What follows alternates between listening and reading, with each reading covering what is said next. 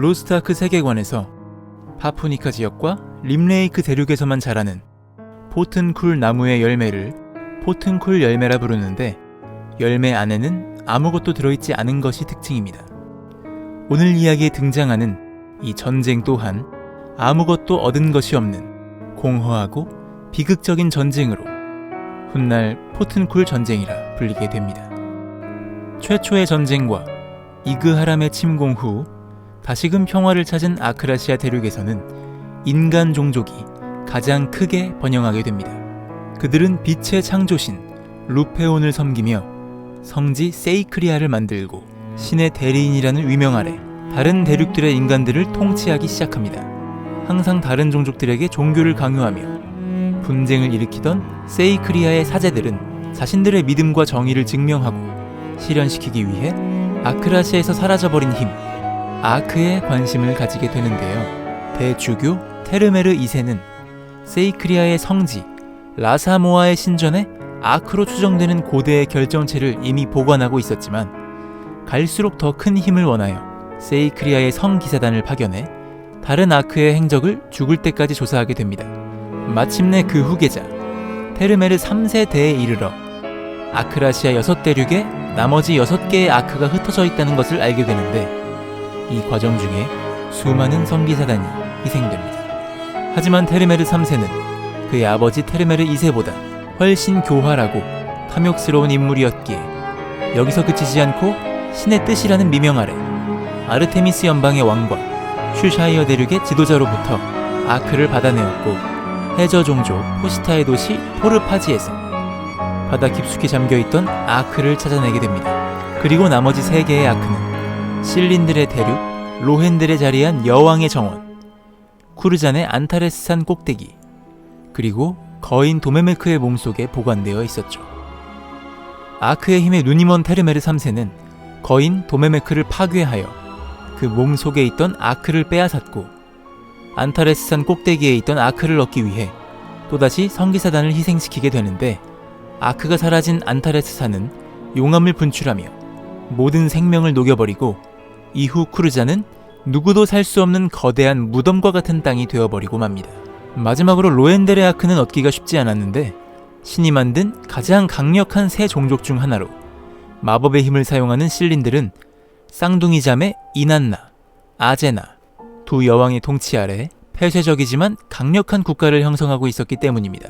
한편 로엔델에서는 마력핵이 붕괴되는 사건이 있었는데, 이난나와 아제나가 자신들을 희생해 위기를 막아내었고, 그 과정 중에 이난나의 육체가 소멸되자 신성한 나무 엘조위는 이난나의 영혼을 아제나의 육체에 전승시켜 하나의 몸에 2명의 영혼이 공존할 수 있게 했습니다. 엘조인으로부터 불멸의 힘을 얻게 된 실린 여왕은 다른 종족과의 교류를 차단하고 실린과 정령들을 위한 나라로 다스려왔기에 테르메르 3세는 로헨델과의 전쟁을 하게 되면 세이크리아도 온전치 못할 것을 알고 있었습니다. 이때 세이크리아의 묘책으로 떠오른 것은 실린 여왕 아제나와 거인 도메메크의 친분을 이용하자는 것이었는데, 테르메르 3세는 생명을 다한 도메메크가 세이크리아 근방에서 죽음을 맞이했으며 그 심장을 오랜 친구인 실린 여왕에게 인도한다는 거짓 명목으로 로헨델의 칙사를 파견합니다. 그리고 거인 도메메크를 파괴하고 입수했던 심장을 아제나에게 전달하는 파렴치한 모습을 보여주는데, 아제나는 세이크리아가 도메메크를 죽였다는 사실도 모른 채 친구의 심장을 가져와준 세이크리아 칙사들에게 호의를 베풀고 도메메크의 영혼을 기리는 의식을 치르는 동안 여왕의 정원에서 머무는 것을 허락하게 됩니다. 영혼 의식이 있던 날 세이크리아의 비밀 조직 새벽의 사제들이 여왕의 정원에 아크를 훔치는 데 성공하지만, 그 과정 중에 발각되어 아크를 지키던 실린 7명을 살해하게 되는데, 결국 실린들을 살해한 것도 모자라 거인 도메메크의 죽음마저 세이크리아의 소행이라는 것을 알게 된 아제나는 분노, 이난나의 만류에도 불구하고 세이크리아와의 전쟁을 선포하게 됩니다. 거인족, 우마르족, 정령들이 로헨델의 편에 섰고, 세이크리아 역시 대주교를 따르는 대륙들의 왕이라면 전쟁에 참여할 것을 요구해 아르테미스, 기엔, 포르파지는 세이크리아를 지원했고, 중립을 유지하던 슈샤이어에게는 전쟁에 참여하는 조건으로 꺼지지 않는 불꽃을 줄 것을 제안해 혹독한 환경에 얼어붙은 땅 슈샤이어는 그 제안을 받아들일 수밖에 없게 됩니다. 슈샤이어의 참전 결정으로 세이크리아는 로헨델에 충분히 맞설 연합군을 구축했으니 바로 로헨델로 출격하는데요. 마침내 시작된 포튼쿨 전쟁에서 테르메르 3세는 자신이 실린의 힘을 얕보았다는 것을 인정할 수밖에 없었습니다. 최전방에선 실린 여왕의 지휘 아래 세이크리아의 연합군은 말 그대로 산산조각이 나고 있었기 때문입니다.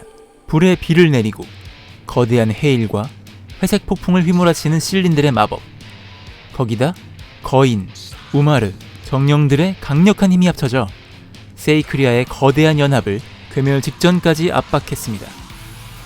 하지만 세이크리아의 아크를 향한 집념으로 포튼쿨 전쟁이 장기화되며 대륙이 파괴되고 바다는 분노에 거인들의 섬을 덮쳤으며 대지의 울부짖음 끝 쿠르잔의 화산이 다시 한번 폭발하며 흘러나온 용암과 재로 뒤덮인 아크라시아는 마치 혼돈의 별 페트라니아를 연상케 했습니다.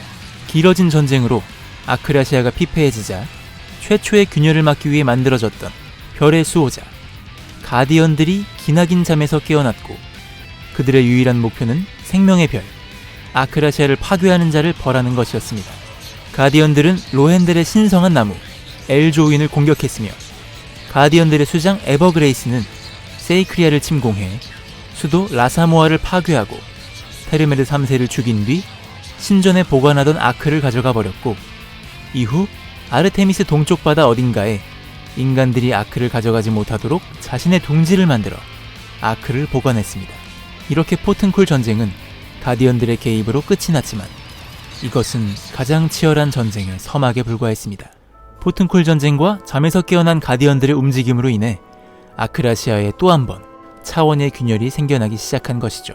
종전 후 에버그레이스는 아크라시아의 종족들의 심판을 두고 고민에 빠졌습니다. 수많은 가디언들은 그저 아크라시아를 수호해야 한다는 본능에 의해 움직였지만 가디언 바르칸과 가디언 루는 에버그레이스가 창조한 가디언들 중 스스로의 의지를 가진 가디언들이었으며 가디언 루는 종족들을 믿고 다시 잠들어야 한다고 주장했고 가디언 바르칸은 이미 탐욕스러워진 종족들은 답이 없으니 소멸시켜 아크라시아를 정화해야 한다고 주장했습니다.